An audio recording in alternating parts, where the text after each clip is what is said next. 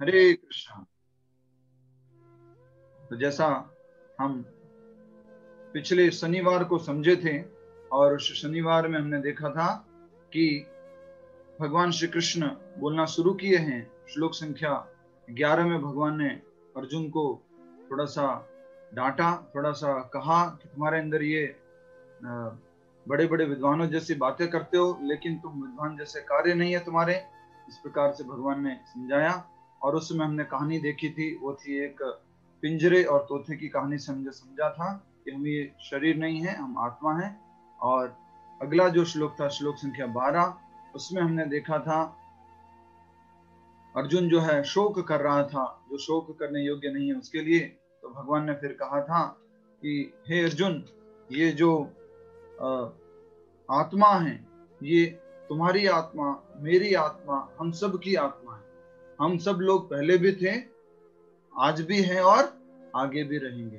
तो दो सिद्धांतों को हमने अच्छे से समझा था, और वो दो सिद्धांत थे, आत्मा शाश्वत है और आत्मा इंडिविजुअल है, व्यष्टि है, हिंदी में व्यष्टि बोलते हैं, ठीक है, इटर्नल एंड इंडिविजुअल। इस बात को हमने अच्छे से समझा था। अब हम आगे समझने का प्रयास कर रहे हैं श्लोक संख्या 13 से। आप सभी से निवेदन है इस 13 नंबर के श्लोक को हमारे पीछे दोहराएंगे। बहुत ही महत्वपूर्ण श्लोक है, बहुत प्रैक्टिकल श्लोक है, इसलिए सभी लोग ध्यानपूर्वक सुनिएगा और आगे इस बात को दूसरे लोगों तक भी संदेश पहुंचा सकते हैं। देहिनोऽस्मिन् यथा देहे कौमारं यौवनं जरा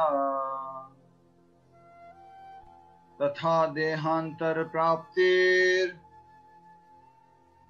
धीरस्तत्र न मुह्यति। एक बार और, देहिनोऽस्मिन् यथा देहे कौमारं यौवनं जरा तथा देहांतर प्राप्तिर धीरस्तत्र न मुह्यति। हरे कृष्ण। तो भगवान आगे बता रहे हैं अर्जुन को कि हे अर्जुन, हमने समझा कि हमें शोक करने की आवश्यकता नहीं है, न तो जीवित के लिए न मृत के लिए, क्योंकि जो जन्म लेता है और मरता है वो क्या है? शरीर है, वो आत्मा नहीं है। और फिर भगवान श्री कृष्ण ने अर्जुन को बताया, इस बात का प्रमाण देते हुए कि आत्मा कभी नष्ट नहीं होती है, आत्मा हमेशा रहती है। इसका प्रमाण दिया भगवान ने, हम पहले भी थे, अभी भी हैं और आगे भी रहेंगे, इसलिए शोक करने की आवश्यकता नहीं है। कोई मरने वाला नहीं है, जो मरेगा वो क्या है? शरीर है। ऐसा करके भगवान अर्जुन को बताया। अब आज के श्लोक में भगवान एक बहुत ही महत्वपूर्ण बात बता रहे हैं, जो हमारे प्रतिदिन के जीवन से है, जो हम भी समझ सकते हैं कि हमारे जीवन में ऐसा होता है। ठीक है, आप सभी से निवेदन है कि इस अनुवाद को दोहराएंगे। जिस प्रकार शरीरधारी आत्मा इस वर्तमान शरीर में बाल्यावस्था से तरुणावस्था में और फिर वृद्धावस्था में निरंतर अग्रसर होता रहता है, उसी प्रकार मनुष्य मृत्यु होने पर आत्मा दूसरे शरीर में चला जाता है। धीर व्यक्ति ऐसे परिवर्तन से मोह को प्राप्त नहीं होता। जी, यहां पर भगवान श्री कृष्ण मेरी तरफ ध्यान देंगे, सरल भाषा में समझाना चाहूंगा। भगवान तीन अवस्थाओं के बारे में बात कर रहे हैं, और वो तीन अवस्था क्या है? सबसे पहली बाल्यावस्था। इशारा कीजिए, कौन सी अवस्था है?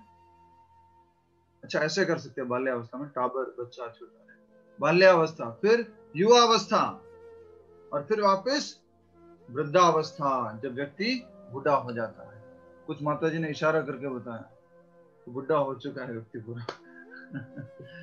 तो बाल्यावस्था, फिर यौवन अवस्था या तरुणावस्था, फिर वृद्धावस्था, ये हर किसी के जीवन में आती है। और भगवान श्री कृष्ण अर्जुन को बोल रहे हैं कि ये शरीर परिवर्तन होता रहता है। किस अवस्था से? बाल्यावस्था से यौवन अवस्था, तरुणावस्था, और तरुणावस्था से फिर वृद्धावस्था। लेकिन एक चीज परिवर्तित नहीं होती है, वो क्या है? आत्मा। आत्मा कभी भी परिवर्तित नहीं। यही भगवान कहना चाह रहे हैं। अब इस बात को सरल भाषा में समझने के लिए साधारण रूप से एक घर है जो पिताजी का बनाया हुआ घर था।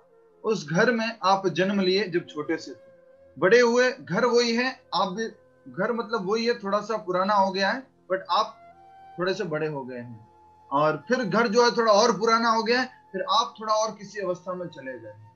तो एक घर हो गया और घर के अंदर रहने वाला हो गया। उसी प्रकार के शरीर हो गया और शरीर के अंदर रहने वाला हो गया, शरीर को धारण करने वाला हो गया। इसलिए क्या कहा गया है? जिस प्रकार शरीरधारी आत्मा, आत्मा ने किसको धारण कर रखा है? शरीर को। अच्छा, अभी एक उदाहरण के लिए मैं पूछना चाहूंगा आप में से, प्रीति माता जी, अभी हमने किसको धारण कर रखा है? अभी अभी अभी राइट नाउ शरीर को धारण किया हुआ है। राइट नाउ मतलब मैं समझी नहीं कि किसको धारण। अच्छा, अभी हमने कपड़े धारण कर रखे। यस, वस्त्रों को धारण कर रखा है। ठीक है, शरीर ने वस्त्रों को धारण कर रखा है। उसी प्रकार जो है आत्मा ने किसको धारण कर रखा है? शरीर को। शरीर को धारण कर रखा है। तो इसलिए कहा गया है शरीरधारी आत्मा, शरीर को धारण करने वाली आत्मा। और ये अलग अलग समय पर अलग अलग शरीर को धारण करती है। इस बात को आप स्वीकार करते हैं कि नहीं? पिछले जन्म की बात छोड़ दीजिए, अगले जन्म की बात भी छोड़ दीजिए, भगवान तो इसी जन्म में कह रहे हैं। बचपन की अगर किसी को फोटो दिखाई जाए कि बचपन में आप जो है ये आपकी फोटो है, तो बोलते हैं अच्छा ये मैं हूं, मेरी फोटो है, अच्छा मेरी फोटो है। फिर आपसे आके कोई पूछता है ये किसकी फोटो है, आप बोलते हैं मेरी फोटो है। अच्छा ये आपकी फोटो है, तो ये कौन है? आप वो हो या ये हो? हम कौन है? हम वो है या ये है? हम ना तो वो है, हम ना ये है। हम जो उसके अंदर है और जो इसके अंदर है, हम वो है। और वो क्या है? आत्मा। समझ में आया आपको? बचपन की जो फोटो दिखाते मेरी है, अच्छा अच्छा मेरी है। थोड़ा और मान लीजिए, जब 10th क्लास की देखते हैं, अच्छा ये भी मेरी है। भैया फिर आप कौन हो? वो जो बचपन वाले हो, 10th क्लास वाले हो, कॉलेज वाले हो, अभी जो हो वो हो, कौन हो आप? हम तो वो हैं जो इन तीनों चारों शरीर के अंदर है। इसके लिए आप सभी से निवेदन है कि अपनी अपनी भगवत गीता में प्रभुपाद जी ने बहुत सुंदर पिक्चर दिया है, अगर आप देख सकें या फिर मेरे साथ यहाँ देख लीजिए, स्क्रीन पे देख पा रहे हैं आप? ये बचपन से लेकर अंत तक का पूरा शरीर परिवर्तन दिखाया गया है। बट इसमें इस पिक्चर में, इस चित्र में एक बहुत अच्छी बात दिखाई गई है जो परिवर्तित नहीं होती है, जो एक ज्योति रूप में दिखाई गई है, लाइट रूप में दिखाई गई है, और वो क्या है? आत्मा। देख रहे हैं आप? ये कभी यहाँ से बचपन से शुरू होती है और ऐसे ऐसे ऐसे करते हुए ये शरीर में ही शरीर परिवर्तन होता रहता है, लेकिन आत्मा परिवर्तित नहीं। तो यही सबसे महत्वपूर्ण बात भगवान श्री कृष्ण अर्जुन को बोल रहे हैं, देहिनोस्मिन यथा देहे। हे शरीरधारी आत्मा जो है, हे अर्जुन, क्या करती रहती है? शरीर को परिवर्तन होती रहती है। किस किस अवस्था में? इशारा कीजिए, कौमारम यौवनम जरा। ठीक है, कौमार अवस्था से, बाल्यावस्था से, युवा अवस्था में, युवा अवस्था से बुढ़ापन की अवस्था में ये आत्मा जो है शरीर परिवर्तन करती रहती है। पिछला जन्म था कि नहीं था, अगला जन्म होगा कि नहीं होगा, पर एटलीस्ट इस जीवन में जब हमने शरीर धारण कर रखा है, तभी भी हमने कितनी बार शरीर परिवर्तित किया है। और अगर विज्ञान की परिभाषा में कहा जाए तो हर 7 साल में जो शरीर के अंदर जितनी भी कोशिकाएं हैं, जितनी भी सेल्स हैं, वो सब चेंज हो जाती है हर 7 साल के अंदर। पूरा शरीर परिवर्तित हो रहा है, लेकिन हम परिवर्तित नहीं होते हैं। तो इसलिए पहला पॉइंट लिख सकते हैं आप, body is temporary and soul is permanent, soul is eternal. ये सबसे पहला पॉइंट है। और body is changing and soul is not changing. Body is changing and soul is not changing. ठीक है, अब हम नेक्स्ट बात जो इसमें लिखी है वो ये लिखी है, ये परिवर्तन तो होता रहता है। अब उसी प्रकार मृत्यु होने पर आत्मा दूसरे शरीर में चला जाता है, तथा देहांतर प्राप्तिर। ये शरीर छोड़ने के बाद क्या होगा? आत्मा तो मरेगी नहीं, आत्मा ये शरीर छोड़ देगी तो क्या होगा? दूसरा शरीर धारण करेगी। उसको क्या कहा जाता है? देहांतर। मृत्यु क्या है? कुछ भी नहीं है, एक शरीर को छोड़ा दूसरे शरीर को प्राप्त किया, ये मृत्यु। तथा देहांतर प्राप्तिर, इस शरीर को छोड़ने के बाद आत्मा दूसरे शरीर को धारण करती है, दूसरे शरीर में चली जाती है। प्राप्तिर, उसको प्राप्त करती है कर्मों के अनुसार। फिर धीर व्यक्ति ऐसे मोह से परिवर्तन से मोह को प्राप्त नहीं होता। धीर व्यक्ति से अर्थ है बुद्धिमान व्यक्ति, सोबर पर्सन, इंटेलिजेंट पर्सन। वो ऐसे परिवर्तन से मोहित नहीं होता, विबिल्डर्ड नहीं होता, विचलित नहीं होता। क्या इस जीवन में विचलित हुए अपन? क्या अभी हम बहुत ज्यादा दुखी है? मेरा बचपन वाला शरीर कहाँ गया? मुझे वही शरीर चाहिए, मेरा जवानी का शरीर, वो मेरी सुंदरता, वो सब कहाँ गई? ये झुर्रिया वापस ले लो मेरी, वही शरीर वापस दे दो। राइट? इतना ज्यादा हम कोई लेमेंट नहीं करते कि वो बचपन का शरीर कहाँ गया। जब बचपन में थे तो क्या सोचते थे? जवानी कब आएगी? वो एकदम हम ऐसे कैसे दिखेंगे, जो सभी लोग दिखते हैं वैसे हम कैसे दिखेंगे? बचपन में जो कॉलेज के बच्चे होते हैं, मान लीजिए जो मेल्स होते हैं, जब वो बचपन में होते हैं वो सोचते हैं मेरा मूछे नहीं आ रही है, दाढ़ी नहीं आ रही है, क्या करूं, कब मूछे दाढ़ी आएगी? और मूछे दाढ़ी आ गई, फिर बोले उसके लिए ऐसा तो नहीं है कि पीछे नहीं थी, उसके लिए लेमेंट करता है, फिर आगे कुछ और सोचता है। तो यही बात यहाँ पर बताई जा रही है, क्या कि धीर व्यक्ति ऐसे परिवर्तन से विचलित नहीं होता। तो उसी प्रकार से व्यक्ति को जब ज्ञान है कि भाई ये शरीर धारण किया है तो परिवर्तन तो होना है, क्या क्या होगा? बाल्यावस्था से युवा अवस्था, युवा अवस्था से वृद्धावस्था में जाएंगे, ये परिवर्तन तो फिक्स है। तो उसी प्रकार से ये शरीर छोड़ना पड़ेगा और दूसरा शरीर धारण करना पड़ेगा। ये भी तो एक परिवर्तन है, एक शरीर से दूसरे शरीर में जा रहे हैं। इसी जीवन में कितने शरीर बदले हैं हमने, इस बात को अच्छे से समझिएगा। इसी जीवन में हमने बहुत सारे शरीर बदले हैं, बहुत सारे, मैच भी नहीं करता, ऐसे ऐसे शरीर बदले हमने। तो इस मृत्यु के बाद हम दूसरा शरीर धारण करते हैं, तो वो भी एक शरीर परिवर्तन है। और उस शरीर परिवर्तन से एक बुद्धिमान व्यक्ति जो है मोहित नहीं होता है। ठीक है? अब हम तात्पर्य की तरफ आगे बढ़ेंगे। पहला जो पैराग्राफ है वो बहुत सिंपल है। दूसरा पैराग्राफ जो है वो मायावाद सिद्धांत का विखंडन करने वाला है। मायावाद सिद्धांत को जो है क्या कह सकते हैं, अपोज करने वाला है। इसके लिए वो थोड़ा सा टेक्निकल है, मैं ट्राई करूंगा कि सरल भाषा में हम समझ जाएं। यस, तात्पर्य श्रील प्रभुपाद जी द्वारा, श्रील प्रभुपाद की जय। प्रत्येक जीव एक व्यष्टि आत्मा है, ये हम समझ चुके हैं। व्यष्टि आत्मा से अर्थ है इंडिविजुअल सोल। हम सब लोग इंडिविजुअल हैं, ऐसा नहीं है कि हम सब लोग एक ही हैं, हम सब डिफरेंट हैं, अलग अलग आत्मा रूप में। वह प्रतिक्षण अपना शरीर बदलता रहता है। क्या बताया जा रहा है? प्रतिक्षण शरीर बदलता रहता है, कभी बालक रूप में, कभी युवा तथा कभी वृद्ध पुरुष रूप में। तो भी आत्मा वही रहता है, उसमें कोई परिवर्तन नहीं होता है। रेखा माता जी, हिना माता जी, समझ में आ रहा है? क्या परिवर्तन होता रहता है? शरीर परिवर्तन होता रहता है, आत्मा परिवर्तन नहीं होती है। यह व्यष्टि आत्मा मृत्यु होने पर अंतोतगत्वा एक शरीर बदलकर दूसरे शरीर में देहांतरण कर जाता है, और चूंकि अगले जन्म में इसको शरीर मिलना अस्वयं भावी है, चाहे वह शरीर आध्यात्मिक हो या भौतिक। तो यहाँ पर ये बात कही गई है कि व्यक्ति जो है व्यष्टि आत्मा, व्यष्टि आत्मा का अर्थ क्या था? संयम मराठा जी, व्हाट इज व्यष्टि आत्मा? माइक अनम्यूट करके बोलिए। व्यष्टि आत्मा से क्या अर्थ है? इंडिविजुअल से और क्या समझाएंगे आप सरल भाषा में? कि हम अपने आप में एकाकार है, संपूर्ण है अपने आप में। यस, हम अपने आप में अलग हैं। एवरीबॉडी इज इंडिविजुअल, अपना अपना सबका कुछ कुछ अलग अलग है। हम हर एक आत्मा अलग अलग आत्मा है, हम एक आत्मा नहीं है, ठीक है, सब अलग अलग आत्मा है। तो ये अलग अलग आत्मा, व्यष्टि आत्मा, हम जो आत्मा है, मृत्यु होने पर क्या होता है, शरीर बदलना पड़ता है। कितना सरल भाषा में लिखा हुआ है।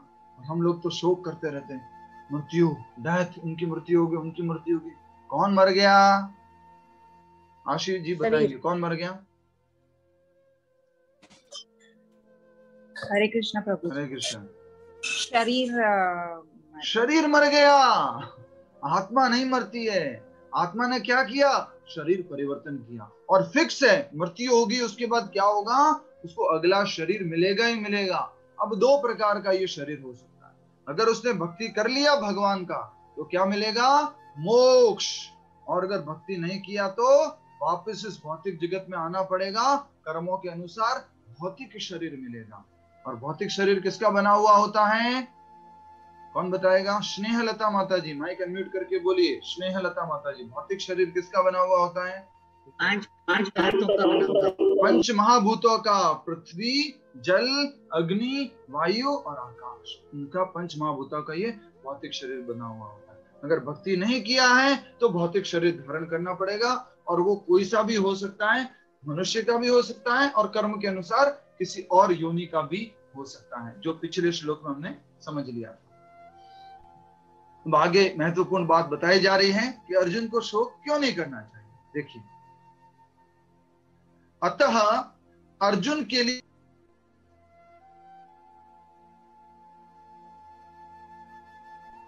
हरे कृष्णा, थोड़ा इंटरनेट प्रॉब्लम हो गई थी। तो यहां पर कहा जा रहा है अर्जुन के लिए शोक करने की क्यों आवश्यकता नहीं है, वो बताया जा रहा है। मृत्यु होगी तो क्या होगा, शरीर धारण करना पड़ेगा, और शरीर धारण करना पड़ेगा या तो वो भौतिक हो सकता है या आध्यात्मिक हो सकता है। अब भगवान श्री कृष्ण अर्जुन को क्या समझाना चाह रहे हैं श्लोक के माध्यम से, प्रभुपाद जी यहाँ पर तात्पर्य में कह रहे हैं, पढ़िए हमारे साथ साथ। अतः अर्जुन के लिए न तो भीष्म न ही द्रोण के लिए शोक करने का कोई कारण था, अपितु उसे प्रसन्न होना चाहिए था कि अपने पुराने शरीर को बदल कर नए शरीर ग्रहण करेंगे, और इस तरह वे नई शक्ति प्राप्त करेंगे। सोचिए, कितनी बहुत महत्वपूर्ण बात कही गई है। अर्जुन को क्या होना चाहिए था, प्रसन्न होना चाहिए था। क्यों? आत्मा के स्तर पर, आध्यात्मिक स्तर पर, कि ये शरीर जो है ये तो परिवर्तन होना ही है, मृत्यु तो आनी ही है, और विश्व पितामह और द्रोणाचार्य, अगर मृत्यु आएगी तो क्या होगा, एक नया शरीर प्राप्त होगा, और नया शरीर कैसा होगा, नई शक्ति वाला होगा, अच्छा होगा। तो अर्जुन, तुम्हें शोक करने की आवश्यकता नहीं है। अगर आपको भी पिताजी या आपके हस्बैंड या आपकी मदर ये बोल दें, बेटा ये पुराना मोबाइल तुम्हारा खराब हो गया ना, उसको हम बेच दें, हम दूसरा आपके लिए नया लेके आते हैं, तो आप क्या पाएंगे, नहीं नहीं मम्मी यही चाहिए मुझे, तो पुराना वाला यूज करना है, ऐसा बोलेंगे क्या? नहीं नहीं मम्मी, हाँ हाँ खराब हो गया, आप नया दिला दीजिए। नहीं हुआ होगा तो भी 2 बार तो बोल देंगे हाँ खराब हो गया, राइट। तो वही बात यहाँ पर समझाई जा रही है कि भीष्म पितामह और द्रोणाचार्य अगर शरीर परिवर्तन करते हैं, उनको अगला शरीर नया प्राप्त होगा, अच्छा प्राप्त होगा, नया शक्ति वाला प्राप्त होगा, और वो तो भगवान के भक्त हैं, अच्छे लोग हैं, तो कहीं ना कहीं उनको अच्छा शरीर प्राप्त होगा। आगे देखिए, ऐसे शरीर परिवर्तन से जीवन में किए कर्म के अनुसार नाना प्रकार के सुखोपभोग या कष्टों का लेखा हो जाता है। शरीर परिवर्तन होता है, और शरीर परिवर्तन किस कारण से होता है, कर्मों के आधार पर, कर्मों के आधार पर होता है, और उससे फिर किसका लेखा जोखा होता है, किसकी बैलेंस शीट बनती है, सुख और दुख की। तो अगर आपसे जीवन में कभी भी कोई प्रश्न पूछे, ये मेरे जीवन में सुख आया है या दुख आया है, उसका एकमात्र उत्तर होना चाहिए आपके पास, और वो क्या है, कर्म। ठीक है, हमेशा बैकग्राउंड में इस बात को ध्यान रखना। कोई भी जीवन में कष्ट आया हो, अपने आप को अच्छे से शांत करने के लिए, प्रसन्न करने के लिए, या फिर अनडिस्टर्ब रहने के लिए क्या करना होगा, इस बात को ध्यान रखना होगा कि whatever sukha and dukha is there in my life, that is due to my own karma, मेरे खुद के ही, स्वयं के ही कर्मों के कारण। किसी और को दोष करने की आवश्यकता नहीं है। उसने मुझे समस्या किया है, उसकी वजह से जीवन में कष्ट हो रहा है, उसने ऐसा किया था। नहीं नहीं, जीवन में सुख और दुख किसकी वजह से? इशारा करके बताइए। स्वयं की वजह से है। क्यों? क्योंकि मैंने ही कुछ ऐसे कर्म किए थे किसी और शरीर में, इस कारण से ऐसा सुख और दुख नहीं। आगे बढ़ते हैं। चूंकि भीष्म व द्रोण साधु पुरुष थे, इसलिए अगले जन्म में उन्हें आध्यात्मिक शरीर प्राप्त होंगे, नहीं तो कम से कम उन्हें स्वर्ग में भोग करने के अनुरूप शरीर प्राप्त होंगे ही। अतः दोनों ही दशाओं में शोक का कोई कारण नहीं था। अगर उनको आध्यात्मिक जीवन मिलता है तो भी शोक का कोई कारण नहीं है, अगर इस जीवन के बाद स्वर्ग लोक मिलता है तो भी शोक का कोई कारण नहीं है। यही बात हमें बताई जा रही है। और आगे जो अब हम पढ़ने वाले हैं वो थोड़ा सा टेक्निकल है और मायावाद सिद्धांत का खंडन है। थोड़ी सी परेशानी हो सकती है इसको समझने में। ये एकमात्र श्लोक ऐसा है जिसमें और ज्यादा कठिनाई है, बाकी आगे फिर ऐसी कठिनाई नहीं आएगी। ये मायावाद खंडन है। इस कोई बता सकता है मायावाद क्या है? हमने लास्ट टाइम समझा था मायावाद सिद्धांत क्या होता है। नए भक्तों में से जो अभी भी गीता क्लास शुरू किए हैं, अभी भी समझे हैं, उनमें से मायावाद सिद्धांत क्या होता है? कोई डरने की आवश्यकता नहीं है, गलत होगा कोई बात नहीं। यस, रूपल पटेल जी बोलना चाह रहे हैं,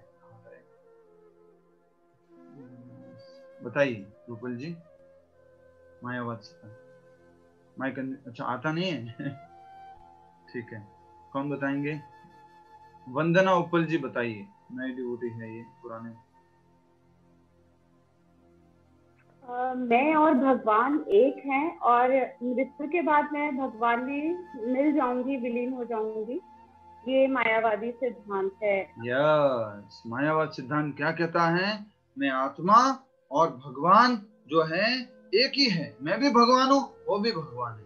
कई बार इसीलिए लोग क्या बोलते रहते हैं एक दूसरे को, मालूम है? नमो नारायण, तुम भी नारायण मैं भी नारायण। आगे वालों को बोलते हैं नमो नारायण, आगे वाला बोलता है नमो नारायण, तुम भी नारायण मैं भी नारायण।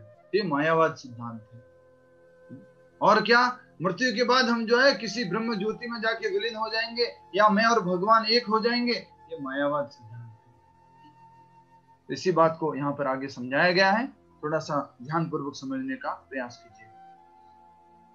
पिछले श्लोक में हमने समझा था मायावाद का खंडन किया था भगवान श्री कृष्ण ने, कैसे कि आत्मा का अस्तित्व कभी खत्म नहीं होता है, आत्मा कभी मिलती नहीं है, घुलती नहीं है। कैसे खंडन किया था? रेखा जी बता सकते हैं? भगवान ने मायावाद सिद्धांत का खंडन किया था कि आत्मा कभी घुलती नहीं है, पिछले श्लोक में कैसे खंडन किया था? प्रयास कर सकते हैं? और कोई प्रयास करना चाहेगा आप में से? पिछले श्लोक में भगवान ने खंडन किया था मायावाद सिद्धांत का। हरे कृष्णा।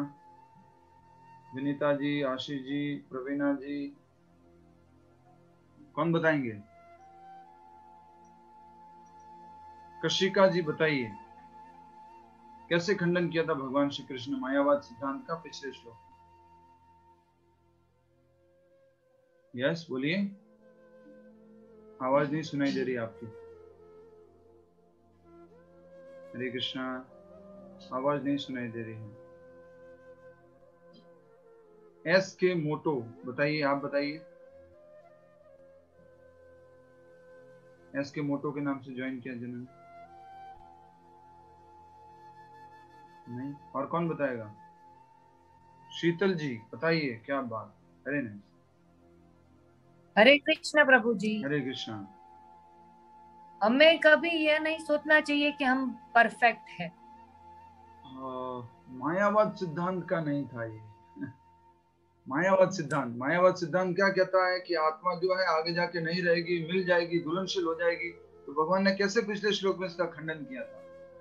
यस, अनुपमा तिवारी जी। हरे कृष्ण प्रभु जी। हरे कृष्ण। भगवान श्री कृष्ण कहते हैं, ना तो विद्वान व्यक्ति स्थूल शरीर के लिए शोक करता है और ना ही सूक्ष्म शरीर के लिए शोक करता है। राधे जय जय माधव। गलत उत्तर है। कौन बताएगा? श्वेता खंडेलवाल जी बताइए। बताइए। हरे कृष्ण प्रभु जी। हरे कृष्ण। भगवान ने पिछले श्लोक में बोला कि ऐसा कभी नहीं हुआ है कि तुम ना रहे हो, मैं न रहा हूँ, और ना ये राजा रहे हैं, और ना ऐसा कभी होगा। दैट मीन्स वो सारे इंडिविजुअल हैं, हम सब इंडिविजुअल हैं, तो कभी विलीन नहीं हुए हैं, सबकी इंडिविजुअलिटी मेंटेन रही है, अभी भी है और आगे भी रहेगी। हरि बोल, बहुत सुंदर। हरि बोल, बहुत अच्छा एक्सप्लेनेशन, वेरी नाइस। तो मायावाद सिद्धांत का खंडन किया भगवान ने पिछले श्लोक में। अनुवादी बता देते देख करके क्या लिखा था। ऐसा कभी नहीं हुआ कि तुम ना रहे हो, हम ना रहे हो, न ही कभी आगे ऐसा होगा कि हम नहीं रहेंगे। तो आत्मा तो शाश्वत है, आत्मा कभी मिलती नहीं है, घुलनशील होती नहीं है। ये पिछले श्लोक में भगवान ने मायावाद सिद्धांत का खंडन किया। पूरी दुनिया में मायावाद सिद्धांत का खंडन क्यों किया जा रहा है? इसका कारण ये है कि पूरी दुनिया में ज्यादातर लोग ऐसा ही सोचते हैं, इस जीवन के बाद कोई जीवन नहीं है, आत्मा जो है भगवान में जाके मिल जाएगी और बस सारा सब कुछ खत्म हो जाएगा। इसके लिए इस सिद्धांत का खंडन किया जा रहा है जो भगवान श्री कृष्ण स्वयं कर रहे हैं। तात्पर्य में आगे जो नेक्स्ट तात्पर्य है, जिस मनुष्य को आत्मा, परमात्मा, भौतिक और आध्यात्मिक प्रकृति का पूर्ण ज्ञान होता है वह धीर कहलाता है। ऐसा मनुष्य कभी शरीर परिवर्तन द्वारा ठगा नहीं जाता, कभी विचलित नहीं होता। पिछले श्लोक में हमने समझा था ज्ञान की परिभाषा क्या थी। परिभाषा क्या थी? आत्मा और पदार्थ और इन दोनों के नियामक। क्या क्या था? आत्मा, पदार्थ और उन दोनों के कंट्रोलर, नियामक। इस ज्ञान को रखता है, उसको ज्ञान कहते हैं, ज्ञानी कहते हैं। आज बताया जा रहा है धीर किसे कहा जाता है, उसी बात को आगे बढ़ाया गया है। क्या क्या? आत्मा, भगवान श्री कृष्ण, पदार्थ मतलब भौतिक प्रकृति, और आध्यात्मिक प्रकृति। इन चारों को जो ज्ञान रखता है उसको क्या कहा जाता है? धीर व्यक्ति कहलाता है। उसको मालूम है कि हम आत्मा हैं, ये शरीर नहीं है, और ये भौतिक जगत है और एक आध्यात्मिक जगत है। भक्ति करेंगे आध्यात्मिक जगत में जाएंगे, भक्ति नहीं करेंगे इसी भौतिक जगत में रहेंगे। तो ये बात यहाँ पर कही गई है और कभी भी वो इससे विचलित नहीं होता है। आगे मैं दो दो तीन तीन लाइन पढ़ूंगा, फिर एक एक बात समझाऊंगा इसमें, क्योंकि आप कंफ्यूज ना हो, इसलिए मेरी बात को आप समझ लीजिएगा जो बताया जा रहा है। हिंदी थोड़ी सी डिफिकल्ट भी है। आत्मा के एकात्मवाद का मायावादी सिद्धांत मान्य नहीं हो सकता, क्योंकि आत्मा के इस प्रकार विखंडन से परमेश्वर विखंडनीय या परिवर्तनशील हो जाएगा। यहाँ कहा जा रहा है कि सारी आत्माएं पहले एक थी, एकात्मवाद मतलब ये सारी एक थी और अभी जो है अलग अलग हो चुकी है। समझ में आया? सारी आत्माएं पहले क्या थी? एक थी और अभी अलग अलग हो चुकी है। पर पिछले श्लोक में क्या बताया था भगवान ने? पहले भी अलग अलग थे, आगे भी अलग अलग रहेंगे। तो वही बात यहाँ पर कही जा रही है। क्योंकि आत्मा के इस प्रकार विखंडन से परमेश्वर विखंडनीय या परिवर्तनशील हो जाएगा। इससे तो भगवान को भी वो क्या बना देंगे? विखंडन होने वाला बता देंगे। भगवान भी क्या है? इंडिविजुअल है। ये बात कहाँ कही थी? इसका उत्तर चाहिए मुझे तुरंत। भगवान भी इंडिविजुअल है, ये बात कहाँ हमने समझी थी? Raise your hand fast. बहुत सरल है, बहुत सरल है। अभी इसका उत्तर डिस्कस किया है हमने। कौन बताएगा? यस, प्रीति अग्रवाल जी बताइए। अभी पिछले श्लोक 12 यस, पिछले श्लोक में कहा तो था हुआ भगवान कृष्ण ने, मैं भी था और तुम सब भी थे, नित्यो नित्यानाम। वो जो नीचे तात्पर्य में भी श्लोक आया था, मैं भी नित्य हूं तुम भी नित्य हो। ऐसा नहीं है कि मेरे से विखंडन हुआ है कोई प्रकार का, नहीं नहीं नहीं। तो भगवान भी क्या है? नित्य है, इंडिविजुअल है। हम सब लोग भी इंडिविजुअल है और नित्य है, व्यष्टि और शाश्वत, जो परमात्मा के अपरिवर्तनीय होने के सिद्धांत के विरुद्ध होगा। परमात्मा क्या है? परिवर्तन नहीं होते हैं कभी भी। हमारा भी परिवर्तन नहीं होता, परमात्मा का भी परिवर्तन नहीं होता। गीता में पुष्टि हुई है कि परमात्मा के खंडों का शाश्वत अस्तित्व है, जिन्हें शर कहा जाता है, और अर्थात उनमें भौतिक प्रकृति में गिरने की प्रवृत्ति होती है। तो परमात्मा के जो हम सब लोग अंश हैं, वो क्या होते हैं? इस भौतिक जगत में आ जाते हैं। शर का मतलब होता है जो अपने स्थान से गिर जाते हैं, आध्यात्मिक जगत से भौतिक जगत में आ जाते हैं। अर्थात उनमें भौतिक प्रकृति में गिरने की प्रवृत्ति होती है। भौतिक प्रवृत्ति में कौन गिरता है? आत्मा। आत्मा अपने कुछ ऐसे डिजायर्स के कारण, ऐसी इच्छा के कारण कि मैं भगवान से अलग रह के भोग करूंगा। एक सिंपल सी लाइन बताना चाहता हूं, हम सब लोग आत्मा हैं, सच्चिदानंद है, भगवान के धाम में थे, इस जगत में कैसे आ गए? इस जगत में आने का एकमात्र कारण है वो ये है कि हम भगवान से अलग रहकर भोग करना चाहते, भगवान से अलग रहकर एंजॉय करना चाहते थे, मालिक बनना चाहते थे, इसलिए हम इस भौतिक जगत में आए हुए हैं। इसके ऊपर समय रहते पर एक और बात बताएंगे, पर एक बार इसको पहले हम पढ़ लेते हैं। ये भिन्न अंश खंड नित्य भिन्न रहते हैं। भिन्न अंश किसे कहा गया है दिनेश गोयल जी? भिन्न अंश और खंड किसे कहा जा रहा है यहाँ पर? भिन्न अंश और तो खंड आत्मा को कहा जा रहा है। किसको कहा जा रहा है? आत्मा। यस, आत्मा। हम सब लोगों को क्या कहा जा रहा है? हम भगवान के भिन्न अंश हैं, खंड है, और हमेशा हम क्या रहते हैं? नित्य उनके अंश रहते हैं, नित्य उनके खंड रहते हैं, नित्य उनके भाग रहते हैं। जिस प्रकार से इस भौतिक जगत में हमेशा पिता के पुत्र होते हैं या पुत्रिया होती है, वो हमेशा उनके पुत्रिया या पुत्र हमेशा रहते हैं, उसी प्रकार से इस भौतिक जगत में जब तक हैं, उसी प्रकार से हम सब लोग भगवान के क्या हैं? नित्य शाश्वत अंश है, नित्य शाश्वत खंड है। आप किसके पार्ट हो? भगवान के पार्ट हो। आप किसके अंश हो? भगवान के अंश हो। भगवान 15वें अध्याय के 7वें श्लोक में ये बात करते हैं, और क्या बात है वो? ममेवांशो जीवलोके जीव भूता सनातनः। इस जितने भी अंश हैं ये मेरे अंश हैं, और कैसे हैं? शाश्वत अंश हैं। शाश्वत अंश से समझ सकते हैं आप शाश्वत अंश क्या है? इस भौतिक जगत में आपके जो बेटा या बेटी है, मृत्यु के बाद वो क्या रहेंगे? आपके बेटा या बेटी इशारा करके बताएंगे, रहेंगे या नहीं? मृत्यु के बाद नहीं रहेंगे, लेकिन हम जो आत्मा रूप में भगवान के जो हम अंश हैं, वो हमेशा अंश रहेंगे ही रहेंगे, कभी परिवर्तन नहीं होता। यही बात कही जा रही है।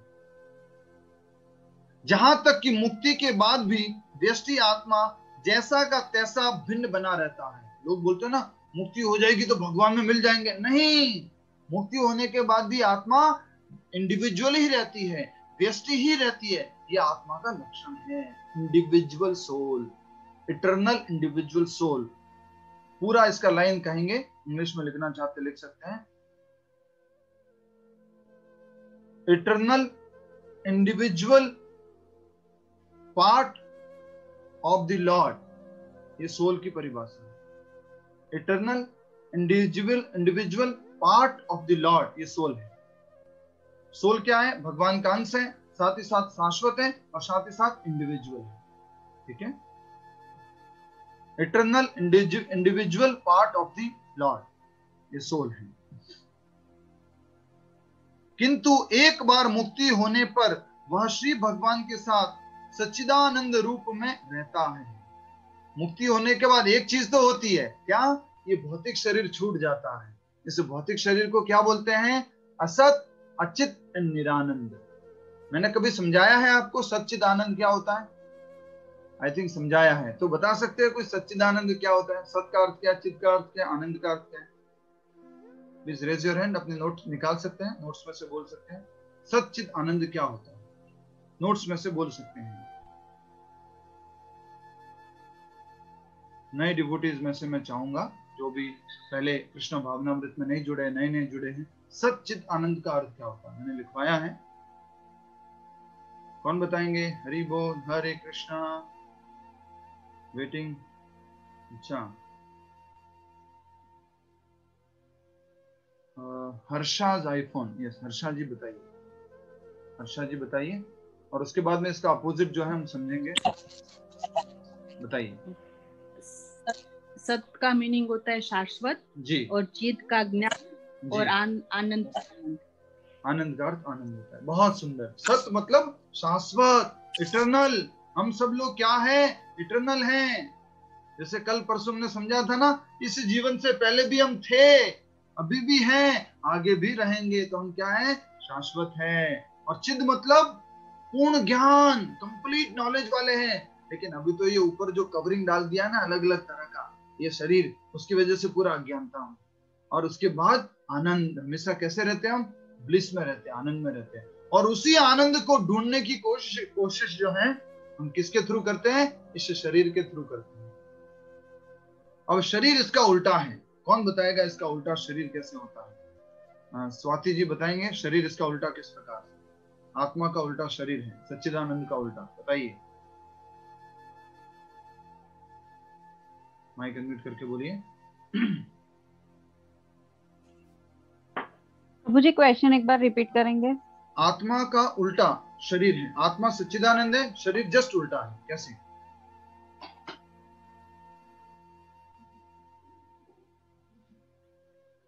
पता नहीं प्रभु जी। जस्ट अपोजिट करना है। ये स्थूल शरीर है, आपको मदद करने के शाश्वत लिए। का अपोजिट नहीं पता, शाश्वत का अपोजिट नहीं पता।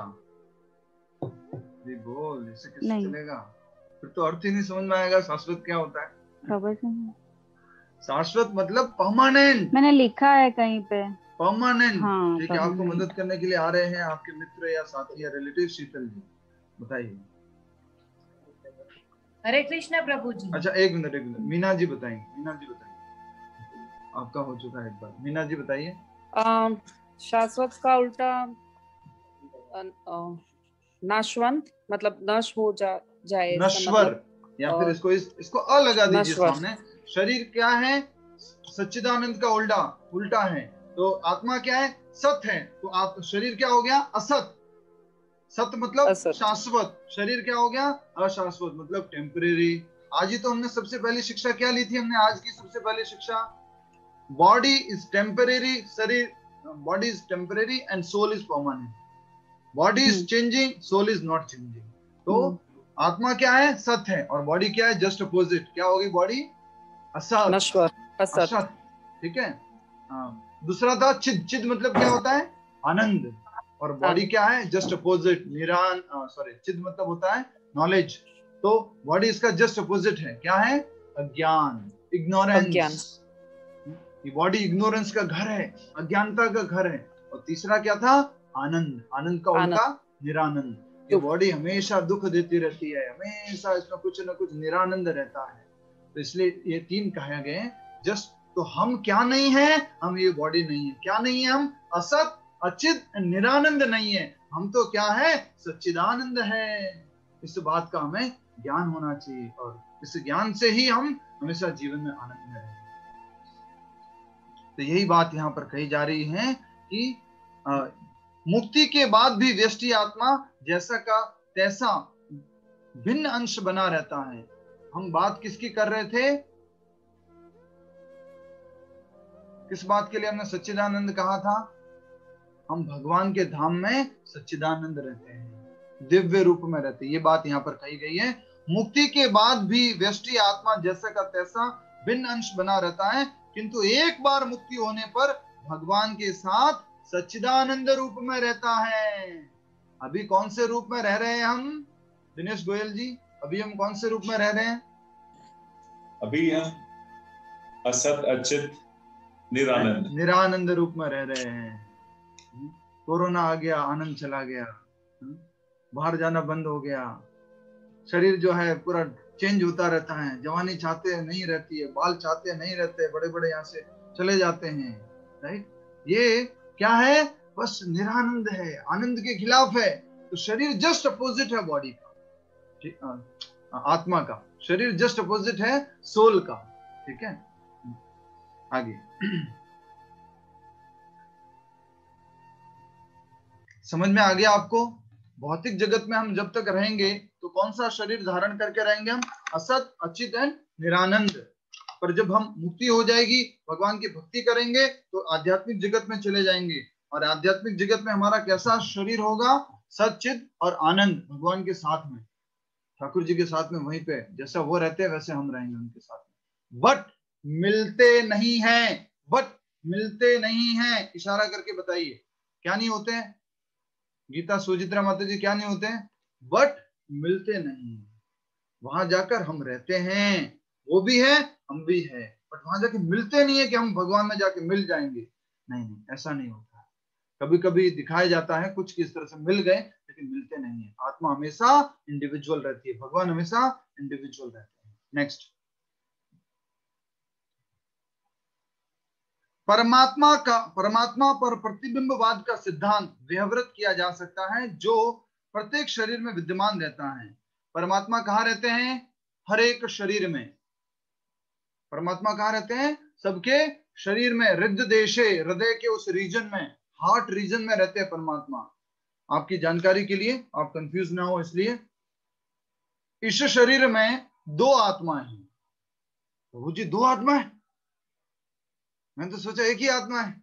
इस शरीर में दो आत्मा है? हाँ, इस शरीर में दो आत्मा है। कैसे? एक तो हम स्वयं इस शरीर के अंदर है, जिसने ये शरीर धारण कर रखा है, और एक हमेशा हमारे साथ में रहने वाले परमात्मा।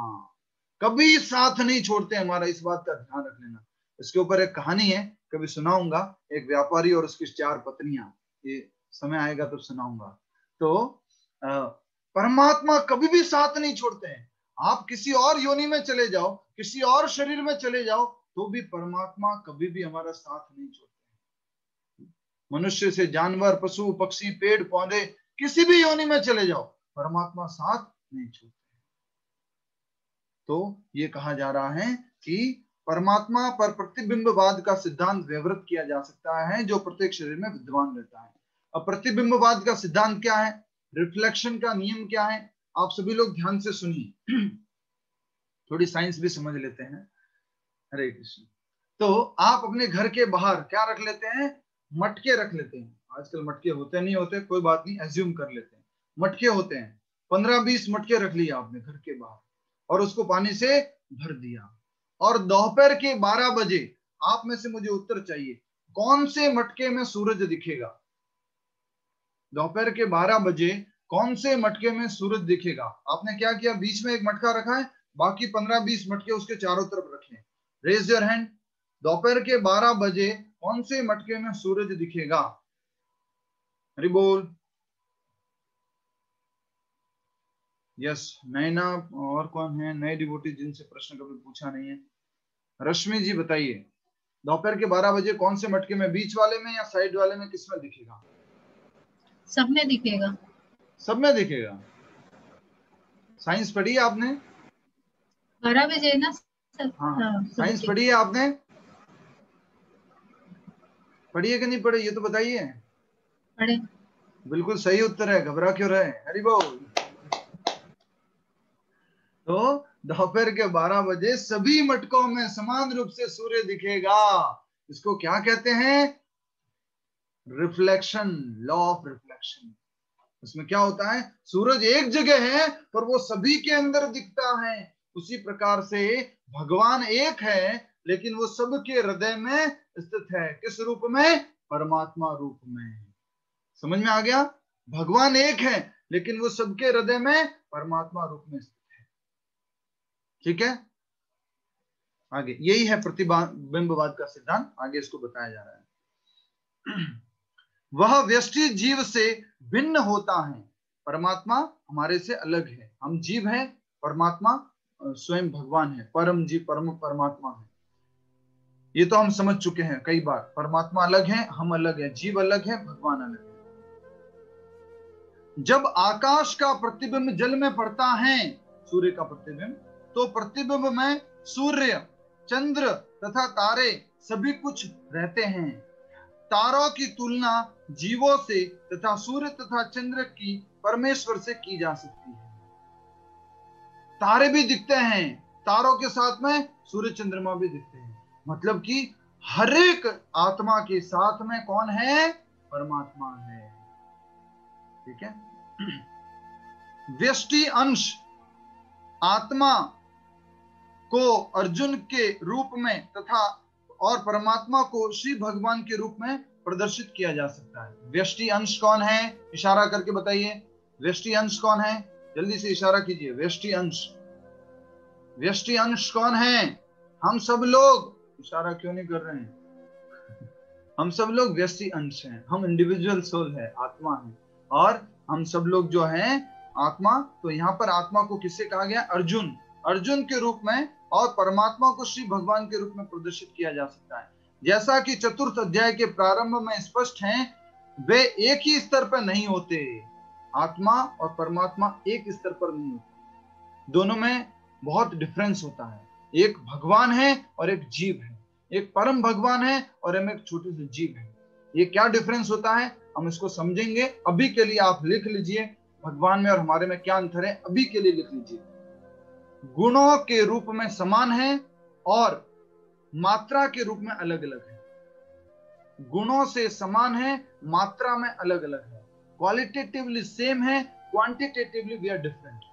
इस बात का उत्तर आप में से कोई दे सकता है? हमने पढ़ा हुआ ये क्वालिटेटिवली सेम है, क्वांटिटेटिवली डिफरेंस। कौन बताएगा इसका उत्तर? क्वांटिटेटिवली सेम है, क्वालिटेटिवली, यस, विनीता जी को याद आ गया है। देखते हैं क्या उत्तर सही है।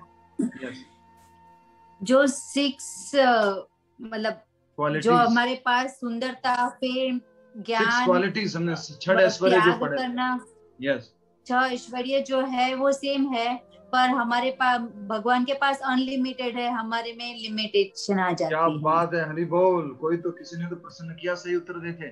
हरि हरि बोल, वेरी नाइस, बहुत सही उत्तर दिया है। हम और भगवान में क्या अंतर है? क्वांटिटी का अंतर है। Qualitatively we are same, all the qualities what lord has I also have. इसका उत्तर देंगे कृष्णा पटेल जी। मेरे अंदर वही गुण है जो भगवान के अंदर गुण है। क्यों? क्योंकि भगवान ने भी शरीर धारण किया है, हमने भी शरीर धारण किया। थोड़ा सा दिमाग लगाइए, अभी तो हम पढ़ रहे इतना सारा, वही पढ़ा है हम। भगवान और हमारे अंदर सेम गुण है। क्यों? भगवान में वही गुण है, हमारे अंदर जो गुण है वो भगवान में है। क्यों? हमारे शरीर में हमारे खुद की आत्मा के साथ हमारे भगवान भी है, इसके लिए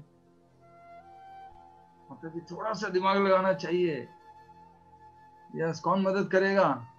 इनको मदद करने के लिए आ रहे हैं पूनम गर्ग माता जी। बताइए बताइए पूनम गर्ग माता जी। हरे कृष्ण प्रभु जी। क्योंकि हम लोग भगवान के अंश हैं, हम उनके अंश हैं। और अंश में किसके गुण होते हैं? पूर्ण के गुण होते हैं। वो बताया तो था, झाड़ जैसा पाटिया, वो गुजराती में क्या बोलते थे, भूल गए क्या? अंश पूर्ण है, उसका अंश क्या है? वो सेम गुण होते हैं। एक सोने की फैक्ट्री है, सोने का खदान है, गोल्ड की माइन है। उस माइन में से हम एक अंगूठी निकाल के लेकर आए, तो उस माइन में और हमारी अंगूठी में दोनों में सेम गुण है। क्यों? क्योंकि उस माइन का पार्ट है ये अंगूठी, राइट। पर डिफरेंस किस चीज का है? वो माइन क्यों कही जाती है और ये अंगूठी क्यों कही जाती है? क्वांटिटी का डिफरेंस है। समझ में आ रहा है ना? एक और उदाहरण इसके लिए, समुद्र और समुद्र की एक बूंद। समुद्र की बूंद में वही गुण है जो समुद्र के अंदर गुण है। क्यों? क्योंकि समुद्र की बूंद किसका भाग है? समुद्र का भाग है।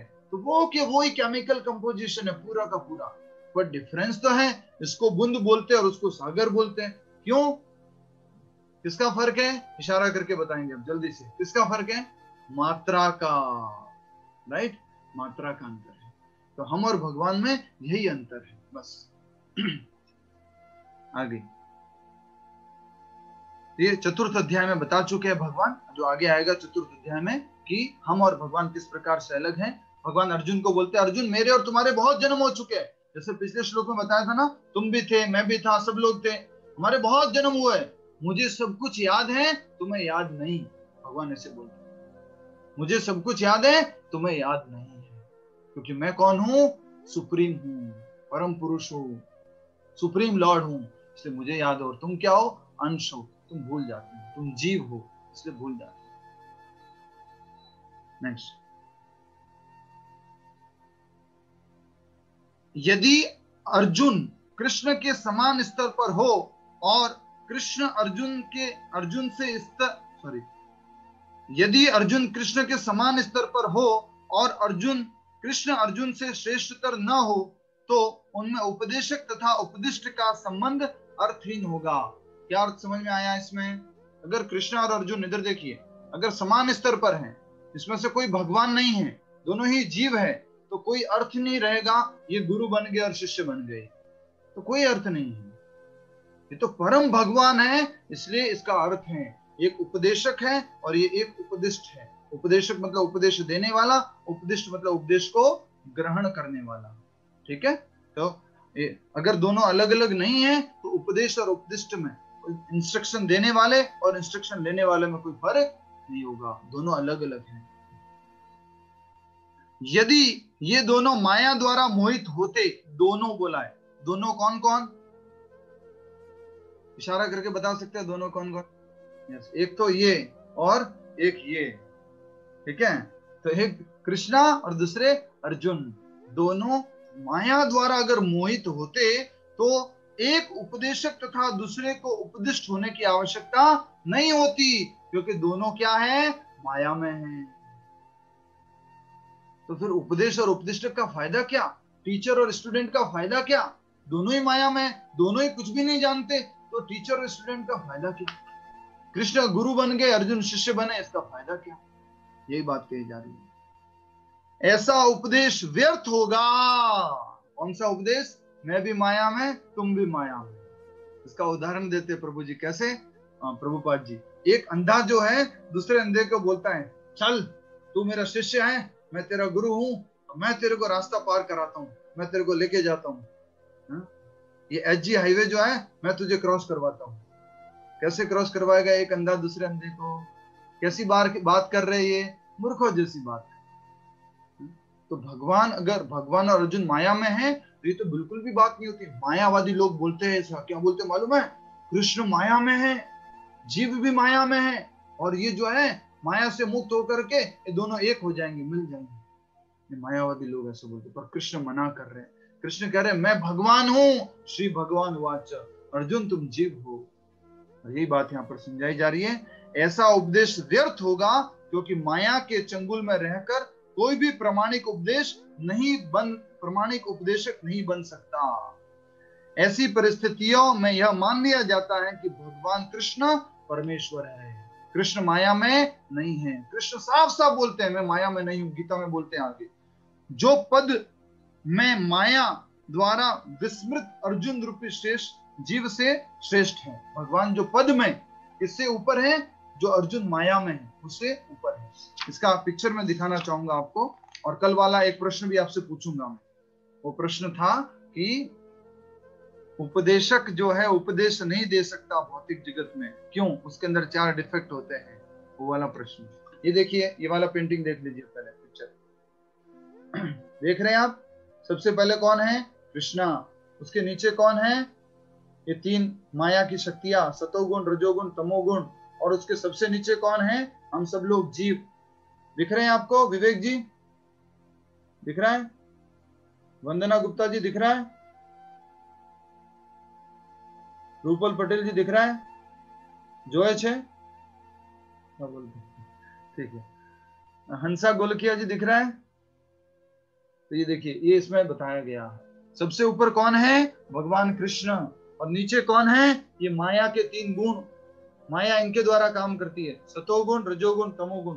और नीचे कौन है? हम लोग हमेशा माया द्वारा प्रभावित रहते हैं। भगवान माया से ऊपर है। तो अगर भगवान माया से ऊपर नहीं होते, कृष्ण माया से ऊपर नहीं होते, तो ऐसा शिक्षा देने का कोई अर्थ नहीं था, ऐसा प्रभुपाद जी कह रहे हैं। बट भगवान माया से परे हैं। भगवान पद में अर्जुन से कई गुना ऊपर है, सुपीरियर है, सुप्रीम पर्सन है। और यही बात अर्जुन जो है आगे स्वीकार भी करता है। परम ब्रह्म परम धाम पवित्रम परमं भवान पुरुषम शाश्वतम दिव्यम आदि देवम अजम विभुम। अर्जुन स्वयं इस बात को कहता है। तो यही इस मायावादी सिद्धांत में बताया गया है। आपकी जानकारी के लिए कि मैं आज जो है इस पैराग्राफ को पढ़ा था आपको क्लास देने से पहले, लेकिन अभी क्लास देते देते मुझे बहुत अच्छे से समझ में आ गया ये पैराग्राफ। पहले इतना अच्छे से नहीं आया था, पर अभी क्लास देते देते बहुत अच्छे से समझ में आ गया है। ये सब आप लोगों की कृपा है, ऐसा लग रहा है। हरे कृष्णा। तो ऐसा उपदेश व्यर्थ होगा, क्योंकि माया के चंगुल में रहकर कोई भी प्रामाणिक उपदेश नहीं दे सकता, नहीं बन सकता प्रामाणिक उपदेशक। ऐसी परिस्थितियों में यह मान लिया जाता है कि भगवान श्री कृष्ण परमेश्वर हैं, वो परम है। हम सब लोगों को क्या कहा जा सकता है? ईश्वर। ईश्वर क्यों कहा जा सकता है? ईश्वर शब्द का अर्थ बताएंगे जल्दी से, फास्ट। भक्ति जी बताइए, आपका नाम इतना सुंदर है भक्ति, आपको बताना चाहिए। ईश्वर शब्द का अर्थ क्या है? हरे कृष्ण प्रभु जी। हरे कृष्ण। ईश्वर शब्द का ईश्वर भगवान श्री कृष्ण को ईश्वर कहा जाता है। क्लास रेगुलर अटेंड कर रहे हैं आप? नहीं अटेंड हो रहा है रेगुलर, अब से रेगुलर अटेंड होगा। आज से। आप कहाँ से हैं? मुंबई से। मुंबई से हैं। ईश्वर शब्द का अर्थ होता है नियंत्रक, कंट्रोलर। हमने उदाहरण दिया था, याद है कि नहीं? लेडीज लोग अपने हस्बैंड को कंट्रोल करते हैं, तो वो भी क्या है? कंट्रोलर है, राइट। और छोटा बच्चे लोग अपना वो जो स्कूल का बैग होता है उसको कंट्रोलर करता है, अपना टिफिन को कंट्रोल करता है, कोई पूरा राज्य को कंट्रोल करता है, कोई पूरा देश को कंट्रोल करता है। हम सब लोग क्या है? छोटे मोटे कंट्रोलर हैं। और कृष्ण क्या है मालूम है? परम ईश्वर। परम ईश्वर का मतलब क्या होगा? Supreme controller, controller of the controller. Brahma ji controller है, उसके ऊपर और कंट्रोलर। सुप्रीम कंट्रोलर कौन है? कृष्णा है। यही बात समझाई जा रही है। ईश्वरों के परम ईश्वर कौन है? भगवान श्री कृष्ण। ठीक है, और यही बात हमने आज समझी कि एक व्यक्ति जो है शरीर धारण करता है, हम जो है शरीर धारण करते हैं। और इशारा करके बताइए, बाल्यावस्था से, यौवन अवस्था से, जरा अवस्था में, वृद्धावस्था में शरीर परिवर्तित होता रहता है। हम परिवर्तित नहीं होते, हमारे अंदर परिवर्तन कभी भी नहीं आता है। हम क्या है? आत्मा है, राइट। अब कौन बताएगा कि जैसे ही हमने शरीर धारण किया था इसमें 4 मैन्युफैक्चरिंग डिफेक्ट थे। कल किसी को कंफ्यूजन हो गया था, 4 मैन्युफैक्चरिंग डिफेक्ट क्या है इस शरीर में? कल के श्लोक में था ये, जो हरे कृष्णा, कौन बताना चाहेंगे? हरि बोल, हरि बोल। यस, नैना पटेल माता जी बताइए। आप, आपने बहुत सारा कल जाप किया है हमारे साथ में, 16 माला मालूम नहीं कितना किया आपने, कीजिए, बताइए। 16 तो नहीं कंप्लीट हुआ मेरा। हाँ, कितना? 12, 13 तक ट्राई किया था। 13 हो गया। 11 तो कल हो ही गया था। हाँ, बताइए हरे कृष्णा प्रभु। क्या डिफेक्ट है? 4। फर्स्ट है गलती करना, गलती करना। सेकंड है अपूर्ण इंद्रिया, थर्ड है अज्ञानता, और फोर्थ है लुच्चाई, मतलब चीटिंग। चीटिंग करना, धोखा देना। बहुत सुंदर। तो कल कुछ लोग कंफ्यूज हो रहे थे कि हमारे अंदर काम, क्रोध, लोभ, मोह, ये 4 वो होते हैं षड विकार। 6 विकार होते हैं, 4 नहीं होते, वो 6 होते हैं। काम, क्रोध, लोभ, मोह, मद, मत्सर्य, वो अलग हैं। और ये हर एक के शरीर में 4 जो डिफेक्ट है वो अलग है। To commit mistake, to be in illusion, senses are imperfect, and fourth one is to cheat. ये 4 डिफेक्ट है हर एक के अंदर, ये हमने कल समझा था। और यही बात भगवान श्री कृष्ण एक प्रकार से यहाँ कहना चाह रहे हैं कि जो माया के चंगुल में है वो उपदेशक नहीं बन सकता। तो प्रभुपाद जी ने क्या बोला था मालूम है कल के श्लोक में? जब डॉक्टर बेनफोर्ड की बात कही गई थी तो डॉक्टर बेनफोर्ड ने पूछा था, are you perfect Swami ji? I am not perfect, my senses are not perfect, my instruments are not perfect, because I am imperfect. Are you perfect? तो प्रभुपाद जी ने क्या उत्तर दिया था? कौन बताएगा? प्रभुपाद जी ने क्या उत्तर दिया था? रूपल जी, याद नहीं है? ठीक है, यस, आपको कौन मदद करेगा? मुझे, जिनको एक बार भी मौका नहीं मिला है वो उत्तर देंगे। एक बार भी मौका नहीं मिला है जिनको। आपको याद है कृष्णा पटेल जी, प्रभुपाद जी ने क्या उत्तर दिया था? नहीं याद? अनुराधा सोनी जी, अनुराधा सोनी जी, अनुराधा सोनी जी बताइए क्या प्रभुपाद जी ने उत्तर दिया था? अनुराधा सोनी जी माइक अनम्यूट करके बोलिए। यस, बोलिए। हरे कृष्ण प्रभु जी। जी बोलिए। प्रभु जी, महाप्रभु जी, हेलो जी, सुन। प्रभु जी, उन्होंने बोला था कि मैं परफेक्ट नहीं हूँ, पर मैं जिनकी वाणी बोल रहा हूँ वो परफेक्ट इंसान है। That means Krishna ji. और क्या उदाहरण दिया था? आप आप जब मशीन, आपने मशीन बनाई है वो परफेक्ट नहीं नहीं नहीं नहीं, प्रभुपाद जी ने क्या उदाहरण दिया था? हम परफेक्ट नहीं। कोई बता सकता है उदाहरण क्या दिया था? यस, अमृता गोयल जी, अंतिमा गोयल। अंतिमा गोयल पोस्टमैन का उदाहरण दिया था, जैसे पोस्टमैन का उदाहरण दिया था, भूल गए आप लोग? उसने, डॉक्टर ने पूछा, साइंटिस्ट ने पूछा, Swami ji are you perfect? वो हम्बल पोजीशन लेते हैं Prabhupada ji, even though he is perfect but he says yes I am also not perfect but whatever I am speaking that is perfect. तो बोलते हैं आपने मुझे तो बोल दिया कि मैं जो करूंगा वो इम्परफेक्ट होगा क्योंकि मेरे सेंसेस इम्परफेक्ट हैं, तो आप जो बोल रहे हो वो कैसे परफेक्ट है? तो क्या बोलते हैं वो?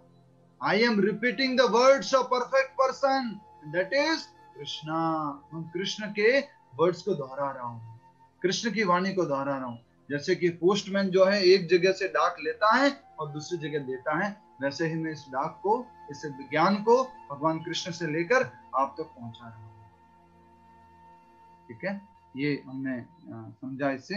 अब आज से रिलेटेड एक छोटी सी कहानी है, वो बता देता हूँ जल्दी से।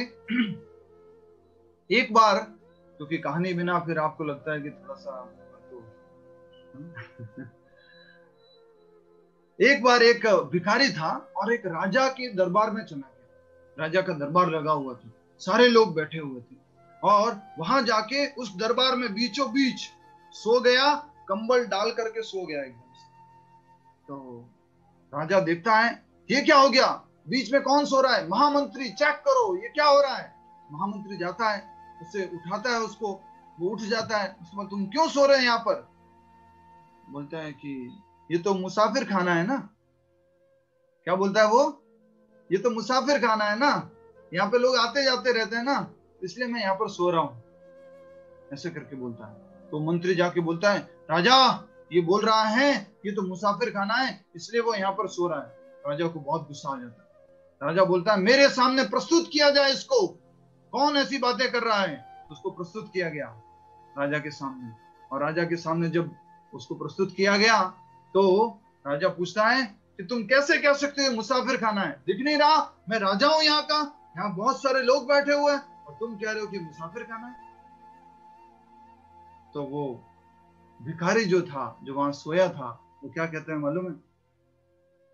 आप इस गद्दी पर बैठे हो, इससे पहले कौन बैठा था? हाँ मेरे पिताजी थे यहाँ पर। अच्छा, उससे पहले कौन था? बोले उनके पिताजी थे। उससे पहले कौन था? उनके पिताजी थे। उससे पहले कौन था? उसके पिताजी थे। आगे कौन होगा तुम्हारे जाने बाद? बोले मेरा कोई पुत्र राजा बनेगा, वो होगा। तो बोले लोग बदलते जा रहे हैं ना, मैंने तो सुना है जहां पर लोग बदलते जाते हैं, आते और चलते जाते, आते और चलते जाते, उसको क्या कहते हैं? मुसाफिर खाना कहते हैं। तो आप बताइए राजा ये मुसाफिर खाना है कि नहीं? तो ये हम कई बार हम इस जीवन में बहुत ज्यादा अपनी चीजों से, अपनी वस्तुओं से, अपने संबंधियों से, अपने रिश्तों से मोह के कारण हम क्या हो जाते? दुखी हो जाते, अशोक में आ जाते, या कभी कभी इस तरह से डिस्टर्ब हो जाते। तो ये कहानी बता रही है हमें कि पूरा जीवन, ये पूरा संसार क्या है? मुसाफिर खाना। आते हैं चले जाते हैं, कोई एक शरीर में आता है, दूसरा शरीर लेता है, तीसरा शरीर लेता है, परिवर्तन होता रहता है दुनिया में। लास्ट आज की टीचिंग लिख लीजिए, in this material world only one thing is constant and that is change। आज की लास्ट शिक्षा है, in this material world only one thing is constant and that is change। समझ में आया किसी को कि नहीं आया? समझ में आया कि नहीं आया? जैसे भौतिक जगत में एक ही चीज परमानेंट है और वो क्या है मालूम है? परिवर्तन। जैसे भौतिक जीवन में एक ही चीज परमानेंट है और वो क्या है? परिवर्तन। मतलब क्या हो गया कि परिवर्तन होता ही रहेगा, वो कभी भी रुकता नहीं है। परिवर्तन संसार का नियम है, कहा जाता है ना। तो इस दुनिया में एकमात्र कांस्टेंट है, and change is the constant. एक ही चीज शाश्वत है इस दुनिया में, वो क्या है? परिवर्तन। कुछ भी परमानेंट ये है, चला जाएगा, आगे आया वो भी चला जाएगा। Everything is temporary in this world. परिवर्तन होती रहती है। ये आज की लास्ट शिक्षा है। और अभी हम जाप की तरफ बढ़ेंगे। अगला श्लोक में भगवान श्री कृष्ण बहुत ही सुंदर उत्तर देने वाले हैं। अब अर्जुन जो है मन ही मन सोचेगा कि कृष्णा ठीक है, कि या ये शरीर नहीं है, ये सभी लोग आत्मा हैं, कोई बात नहीं, पर अभी तो मेरे रिश्तेदार हैं, अभी तो मेरे पितामह हैं, अभी तो मेरे गुरु हैं, अब मैं इनको मारूंगा तो मुझे दुख नहीं होगा क्या? आप भी क्या बात कर रहे हो, ऐसे दुख नहीं हो गया क्या? हमारा शरीर का संबंध समाप्त नहीं होगा क्या? दुख तो होगा ना मेरे को। तो भगवान इसका उत्तर आगे देते हैं कि किस प्रकार इस दुख को कैसे क्या करना है, वो अगले श्लोक में उत्तर आएगा। ठीक है, हरे कृष्ण। अभी हम सब लोग अपनी प्रभु जी, हम ये हमेशा क्यों कह रहे हैं? बहुत सारी जगह पे मैंने पढ़ा कि जैसे नदी है वो सागर में जाकर मिलती है, जल जो है सागर में जाके मिलके एक हो जाता है। बिल्कुल सही, मैं समझ गया आपकी बात को, उत्तर देना चाहूंगा मैं इसके लिए।